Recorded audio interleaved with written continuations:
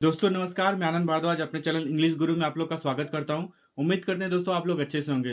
दोस्तों इस चैनल के माध्यम से हम लोग कुछ डिफरेंट तरीके से, कुछ यूनिक तरीके से दोस्तों इंग्लिश पढ़ रहे हैं दोस्तों, टेंस को कवर कर रहे हैं दोस्तों, स्टेप बाय स्टेप आगे बढ़ रहे हैं और आप लोग का सपोर्ट मिल रहा है दोस्तों। ऐसे हमारे वीडियो को दोस्तों देखते रहेगा और इसको ज़्यादा से ज़्यादा शेयर कीजिएगा। चैनल पर नए हैं सो लाइक और सब्सक्राइब कीजिएगा दोस्तों। हम आपको कुछ डिफरेंट तरीके से, कुछ यूनिक तरीके से सिखाने का प्रयास करें दोस्तों, जैसा कि आपने कहीं सीखा भी नहीं होगा दोस्तों। और कुछ अलग लेवल पे हम लोग सिखाएंगे दोस्तों, आपको पूरा आपकी लैंग्वेज में सिखाने का प्रयास करेंगे दोस्तों। सो वीडियो को मिस मत कीजिएगा दोस्तों और चैनल पे बने रहेगा दोस्तों। सो सेशन बाय सेशन हम लोग पढ़ रहे हैं दोस्तों और आगे बढ़ रहे हैं। सो लास्ट चैप्टर में हमने देखा था प्रेजेंट परफेक्ट टेंस के इंट्रोगेटिव और नेगेटिव सेंटेंस के कॉम्बिनेशन को पढ़ा था दोस्तों। आज के चैप्टर में हम लोग पढ़ेंगे प्रेजेंट परफेक्ट टेंस के इंट्रोगेटिव सेंटेंस टाइप 2 और नेगेटिव सेंटेंस को दोस्तों। स्टेप बाय स्टेप हम लोग आगे बढ़ेंगे दोस्तों। सो चलिए सेशन को हम लोग स्टार्ट करते हैं दोस्तों। वीडियो में पूरा अंत तक बने रहेगा दोस्तों। सो हम लोग देख रहे हैं दोस्तों प्रेजेंट परफेक्ट टेंस, जिसको हम लोग हिंदी में बोलते हैं पूर्ण वर्तमान काल।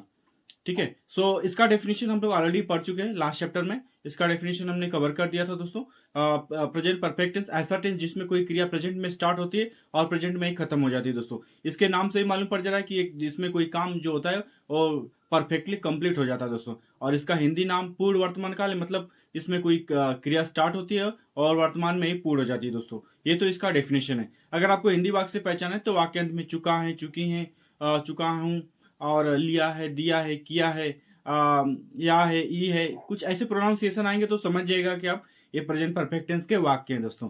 इसका डेफिनेशन हम लोग पढ़ चुके हैं ऑलरेडी पिछले चैप्टर में भी दोस्तों। अब हम लोग देखेंगे इंट्रोगेटिव सेंटेंस टाइप 2 और नेगेटिव सेंटेंस का कॉम्बिनेशन, यानी प्रश्नवाचक और नकारात्मक वाक्य। ऐसे वाक्य जिसमें प्रश्नवाचक शब्द का बोध हो प्लस नकारात्मक भी आए तो उसी को हम लोग बोलेंगे प्रश्नवाचक प्लस नकारात्मक वाक्य। इंट्रोगेटिव सेंटेंस टाइप 2 ऐसे वाक्य जिससे कुछ प्रश्न पूछा जाता है जिसका उत्तर आपको पूरा डिटेल में बताना पड़े और इसके जो प्रश्नवाचक शब्द होते हैं वाक्य के बीच में आते हैं, क्या, क्यों, कहाँ, कब, इसकी जो स्पेलिंग और इसकी जो वर्ड मीनिंग रहेगी उसके हिसाब से हम लोग इसको ट्रांसलेशन करेंगे दोस्तों। सो इसको चलिए पूरा डिटेल में देखते हैं, स्टार्ट करते हैं दोस्तों। सो दोस्तों हम लोग पढ़ रहे हैं प्रेजेंट परफेक्ट टेंस, जिसको हम लोग पूर्ण वर्तमान काल बोलते हैं। इसका डेफिनेशन हम लोग कवर कर चुके हैं, पढ़ चुके हैं। अभी हम लोग देखने वाले हैं इंट्रोगेटिव सेंटेंस टाइप 2 और नेगेटिव सेंटेंस, जिसको प्रश्नवाचक वाक्य 2 और नकारात्मक वाक्य। इसका डेफिनेशन हमने ऑलरेडी अभी देखा है। सो ऐसे वाक्य जिसमें कुछ प्रश्न पूछा जाता है जिसका उत्तर आपको हाँ या ना में ना देकर पूरा डिटेल बताना पड़े, इसके प्रश्नवाचक शब्द वाक्य के बीच में आते हैं। सो चलिए हम लोग वाक्य को पहचानते हैं। कैसे पहचानेंगे देखते हैं हम लोग। तो हमारे पास कुछ एग्जाम्पल है। तुमने अपना कार्य क्यों नहीं किया है। सो मालूम पड़ जा रहा है कि हमारे पास ये सेंटेंस है, इसको हम लोग पहचानेंगे, डिटेल करेंगे। सो किया है, ऑलरेडी काम हो चुका है, मालूम पड़ रहा है, तो इसको हम लोग बोलेंगे प्रेजेंट परफेक्ट टेंस का वाक्य है। और इसमें नेगेटिव सेंटेंस आया है, सो नहीं शब्द का बोध है, सो नेगेटिव सेंटेंस है। और क्यों शब्द बीच में आया है, सो इसका आपको डिटेल बताना पड़ेगा। और बीच में आया है, सो यही इसका डेफिनेशन है। सो इस वाक्य को हम देखने के बाद बोल सकते हैं कि ये प्रेजेंट परफेक्ट टेंस का इंट्रोगेटिव सेंटेंस टाइप 2 और नेगेटिव सेंटेंस का वाक्य है। तो अपने अपना कार्य क्यों नहीं किया, तो आपको इसका अगर इंट्रोगेटिव सेंटेंस टाइप 2 पहचाना है तो आपको डिटेल बताना पड़ेगा कि आपने क्यों नहीं किया। सो वो आपको रीजन देना पड़ेगा कार्य क्यों नहीं किया। इसी को हम लोग बोलेंगे इंट्रोगेटिव सेंटेंस टाइप 2। सो ये वाक्य को पहचानने के बाद हम लोग अच्छी तरह से समझ गए हैं कि ये प्रेजेंट परफेक्ट टेंस का इंट्रोगेटिव सेंटेंस और नेगेटिव सेंटेंस का कॉम्बिनेशन है दोस्तों। सो डेफिनेशन हम लोग अभी समझ गए हैं और हम लोग आगे देखेंगे। हम लोग इसमें जो हेल्पिंग वर्ब यूज करने वाले हैं, हैज और हैव का प्रयोग हम लोग करेंगे। हैज हैव जो हेल्पिंग वर्ब यूज होता है इसको हम लोग ऑलरेडी पढ़ चुके हैं लास्ट चैप्टर में भी। हैज का प्रयोग सिंगुलर नंबर के साथ, ही से इट किसी नाम के साथ हम लोग हैज लिखेंगे। और हैव का प्रयोग बहुवचन प्लूरल नंबर के साथ आई वी यू दे के साथ हम लोग हैव लिखेंगे दोस्तों। ये तो इसका यूज है। हेल्पिंग वर्ब के माध्यम से हम लोग ट्रांसलेशन सीखेंगे। सो आगे देखेंगे हम लोग। स्ट्रक्चर हम लोग पढ़ेंगे अभी। स्ट्रक्चर क्या है, स्ट्रक्चर के माध्यम से हम लोग ट्रांसलेशन सीखेंगे। सो स्ट्रक्चर बहुत इंपॉर्टेंट है, स्ट्रक्चर को आप लोग ध्यान दीजिएगा। स्ट्रक्चर के माध्यम से हम लोग ट्रांसलेशन सीखेंगे। किसी भी ट्रांसलेशन हिंदी टू इंग्लिश में ट्रांसलेशन का स्ट्रक्चर का बहुत इंपॉर्टेंट होता है। सो स्ट्रक्चर को आप लोग मेन पॉइंट पे ध्यान दीजिएगा दोस्तों। सो चलिए स्ट्रक्चर देखते हैं। इसका डब्ल्यूएच फैमिली है और स्ट्रक्चर में पहले डब्ल्यूएच फैमिली रहेगा। डब्ल्यूएच फैमिली जो जिससे प्रश्नवाचक वाक्य बनते हैं, जैसे when, what, where, how much, how many, whom, जिससे कुछ प्रश्न पूछा जाए, जो प्रश्नवाचक शब्द होते हैं उन्हीं को हम लोग डब्ल्यूएच फैमिली बोलेंगे। जो डब्ल्यूएच से मोस्टली स्टार्ट होते हैं। सो डब्ल्यूएच फैमिली के बाद हम लोग हेल्पिंग वर्ब लगाएंगे, has have. Has have subject के हिसाब से, जो भी सब्जेक्ट रहेगा उसके हिसाब से हम लोग हैज हैव लिखेंगे। उसके बाद हमारा सब्जेक्ट रहेगा कर्ता। उसके बाद नेगेटिव सेंटेंस है, सो नॉट रहेगा। मेन वर्ब की थर्ड फॉर्म आएगी, वर्ब चार्ट की थर्ड फॉर्म थर्ड फॉर्म से ही पता चलेगा कि ये प्रेजेंट परफेक्ट टेंस के वाक्य है। उसके बाद हमारा ऑब्जेक्ट रहेगा, उसके बाद अदर्स वर्ड्स, लास्ट में प्रश्नवाचक चिन्ह लगा दीजिएगा, मार्क ऑफ इंटरवेशन। सो हमें मालूम पड़ जाएगा कि ये प्रश्नवाचक वाक्य है। सो ये तो इसका स्ट्रक्चर हो गया दोस्तों। स्ट्रक्चर हमने पूरा अच्छी तरह से कवर किया है। हेल्पिंग वर्ब का यूज हम लोग ऑलरेडी जानते हैं। प्रेजेंट परफेक्ट टेंस का डेफिनेशन हम लोग पढ़ चुके हैं। इंट्रोगेटिव नेगेटिव का डेफिनेशन हमने अभी कवर किया है दोस्तों। सो डिटेल हमारे पास है। अब हम लोग मुद्दे की बात करेंगे। हम लोग कुछ ट्रांसलेशन सीखेंगे, हिंदी से इंग्लिश में ट्रांसलेशन सीखेंगे, तो आपको पूरा डिटेल में इसको समझ में आएगा। तो चलिए हम लोग कुछ ट्रांसलेशन देखते हैं। सो स्टार्ट करते हैं। सो हमारे पास कुछ एग्जाम्पल है। फर्स्ट एग्जाम्पल हमने यहाँ पे देखेंगे, सीता ने गाना क्यों नहीं गाया। ये सेंटेंस है, इसको हम लोग पहचानते हैं। सो इसको प्रेजेंट परफेक्ट टेंस का वाक्य है क्योंकि काम ऑलरेडी हो चुका है। ओके।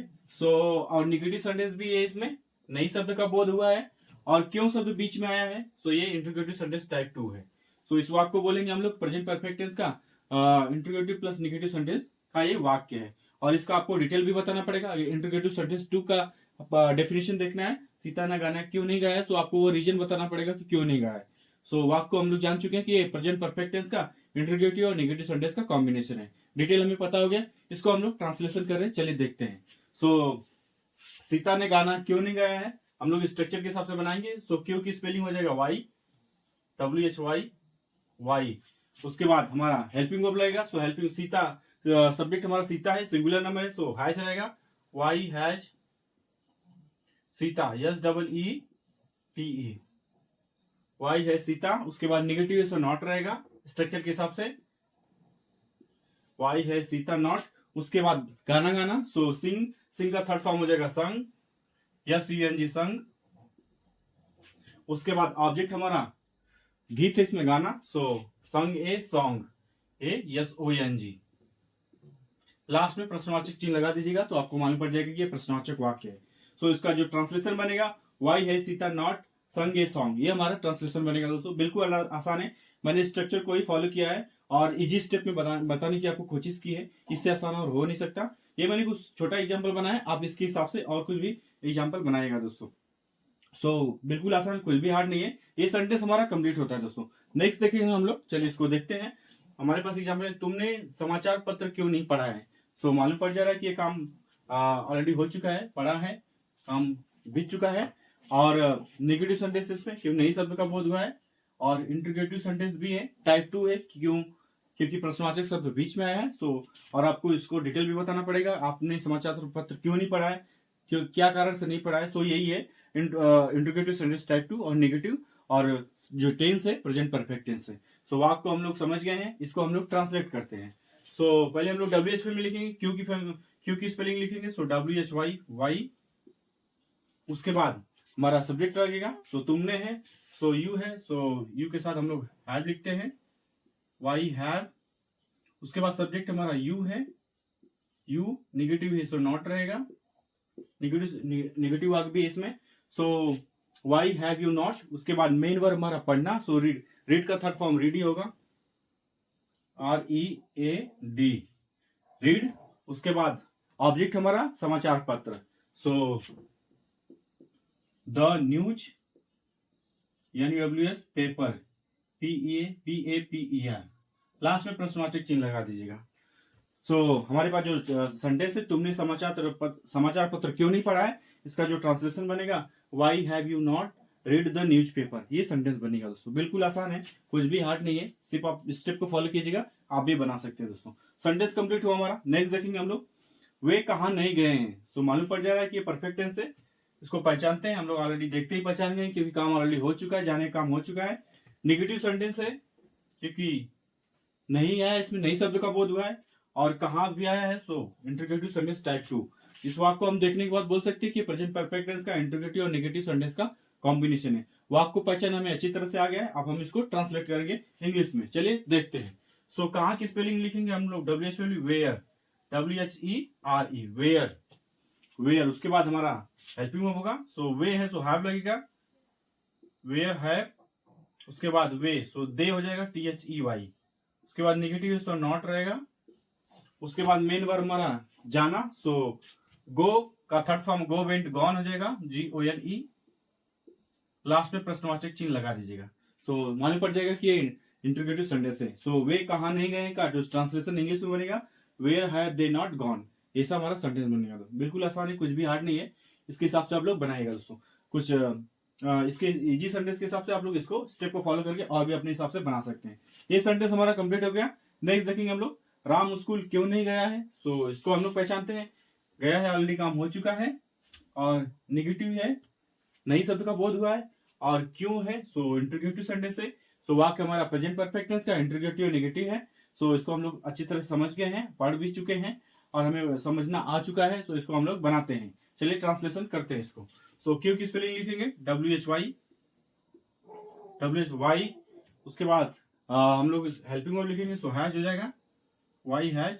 सब्जेक्ट हमारा राम है, RAM, why has Ram. Not negative है, सो नॉट रहेगा। उसके बाद वाई हैज राम नॉट। उसके बाद जाना, सो गो एंड गॉन हो जाएगा। उसके बाद कहा, स्कूल, ऑब्जेक्ट हमारा school, Ram not go to the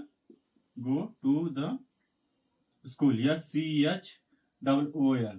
last में प्रश्नवाचक चिन्ह लगा दीजिएगा। सो जो हमारा सेंटेंस है, राम स्कूल क्यों नहीं गया, why has Ram not gone to the school, ऐसे सेंटेंस बनेगा दोस्तों। बिल्कुल आसान है दोस्तों, आपको आपकी लैंग्वेज समझाने का प्रयास किया है दोस्तों, इससे आसान और हो नहीं सकता दोस्तों। ये हमारा सेंटेंस कंप्लीट हो गया। नेक्स्ट देखेंगे हम लोग, हमारे पास सेंटेंस है, उसने नई कार क्यों नहीं खरीदी है। सो मालूम पड़ जा रहा है कि परफेक्ट टेंस है, काम ऑलरेडी हो चुका है। इस वाक्य से प्रतीत होता है कि काम ऑलरेडी बीत चुका है, और नई शब्द का बोध है, नेगेटिव है, और इसमें क्यों शब्द आया है। क्यों शब्द आया है तो इसको बोलेंगे कि हम इंटरोगेटिव सेंटेंस टाइप 2 है। इसको डिटेल बताना पड़ेगा कि उसने कार क्यों नहीं खरीदी, क्या कारण से। सो ये प्रेजेंट परफेक्ट टेंस का इंटरोगेटिव और नेगेटिव सेंटेंस का कॉम्बिनेशन है। वाक्य हम लोग अच्छी तरह से पहचान चुके हैं और हमें बनाना भी आ गया है। इसको हम लोग ट्रांसलेशन सीखते हैं। चलिए देखते हैं, उसने नई कार क्यों नहीं खरीदी है। सो पहले हम लोग WH में लिखेंगे, वाई, फिर उसके बाद उसने यानी वह। सो हेल्पिंग वर्ब हमारा हैज रहेगा, सिंगुलर नंबर है, वाई हैज। सब्जेक्ट हमारा उसने है, सो ही हो जाएगा। नेगेटिव है, सो नॉट हो जाएगा, वाई हैज ही नॉट। उसके बाद खरीदना, सो बाई। थर्ड फॉर्म हो जाएगा bought, BOUGST, why has he not bought. उसके बाद ऑब्जेक्ट हमारा नई car, bought a new car, NEWCAR। लास्ट में प्रश्नवाचक चिन्ह लगा दीजिएगा। सो जो हमारे पास सेंटेंस है, उसने नई कार क्यों नहीं खरीदी, उसका जो ट्रांसलेशन बनेगा, why has he not bought a new car, ऐसा सेंटेंस बनेगा दोस्तों। ये सेंटेंस हमारा कंप्लीट हो गया दोस्तों। सो हमने कुछ बेसिक एग्जांपल देखे हैं, आप इसके आधार पे एडवांस लेवल पे भी बना सकते हैं। सिर्फ आपको स्ट्रक्चर फॉलो करना है। हेल्पिंग वर्ब का यूज आपको समझ में आ गया है, डेफिनेशन आपको पता है। सो बेसिक लेवल से आप एडवांस लेवल पे भी बना सकते हैं दोस्तों ट्रांसलेशन। सो ये हमारा सेंटेंस यहाँ पे खत्म होता है दोस्तों। तो आज के जो चैप्टर है दोस्तों, इसमें हमने पढ़ा है प्रेजेंट परफेक्ट टेंस के इंटरोगेटिव और नेगेटिव सेंटेंस के कॉम्बिनेशन को। इसका डेफिनेशन हमने समझा, हेल्पिंग वर्ब का यूज समझा हमने, कुछ ट्रांसलेशन करने की कोशिश की दोस्तों हिंदी से इंग्लिश में, और उम्मीद करते हैं दोस्तों कि हम आपको पूरा डिटेल में समझाने का प्रयास किया, जो आपको समझ में आया होगा दोस्तों। अगर इस वीडियो से रिलेटेड कुछ डाउट है, कुछ पूछना है, तो कमेंट के माध्यम से पूछेगा दोस्तों। हम आपको समय समय पर ऐसे इन्फॉर्मेटिव वीडियो देते रहेंगे दोस्तों। और वीडियो पसंद आएगा तो उसको ज़्यादा से ज़्यादा शेयर कीजिएगा। चैनल पर नए तो लाइक और सब्सक्राइब कीजिएगा और हमें सपोर्ट कीजिएगा दोस्तों। सो आज के लिए बस इतना ही। मिलेंगे दोस्तों नेक्स्ट वीडियो में कुछ नई इन्फॉर्मेशन के साथ। तब तक के लिए दोस्तों धन्यवाद।